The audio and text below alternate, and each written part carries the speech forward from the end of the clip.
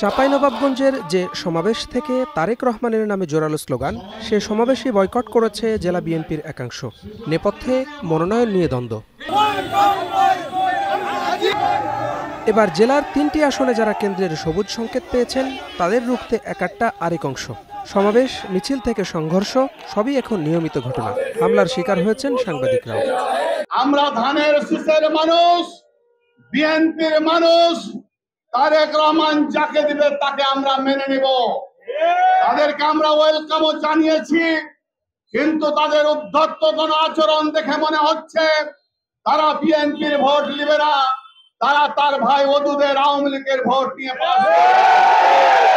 আপনাদের কয়দিন খোঁজ খবর নিয়েছে এখানে আপনারা যারা জেল খেটেছেন বলেন?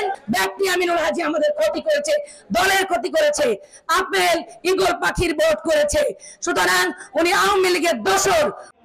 বিএনপির অভ্যন্তরীণ কোন্দল যখন প্রকট, তখন ফুরফুরে মেজাজে জামায়াত। জেলার ৩টি আসনেই তাদের প্রার্থী চূড়ান্ত। চাঁপাইনবাবগঞ্জ ১ আসনে রাজশাহী মহানগরের আমির মাওলানা কেরামত আলী, ২ আসনে জেলা জামায়াতের নায়েবে আমির মিজানুর রহমান, আর ৩ আসন থেকে প্রার্থী করা হয়েছে ঢাকা মহানগর দক্ষিণের আমির নুরুল ইসলাম বুলবুলকে।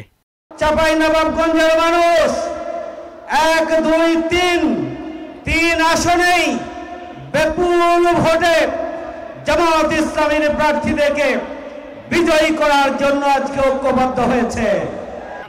যদিও বিগত ১১টি সংসদের মধ্যে চাঁপাইনবাবগঞ্জ ১ আসনে কখনোই জেতেনি জামায়াতের প্রার্থী। ২ থেকে মাত্র একবার, আর ৩-এ জয়ের দেখা পেয়েছে ২ বার। অন্যদিকে ১ ও ৩ আসনে ৪ বার করে, আর ২ আসনে ৬ বার জিতেছেন বিএনপির প্রার্থীরা। Desk report, star news.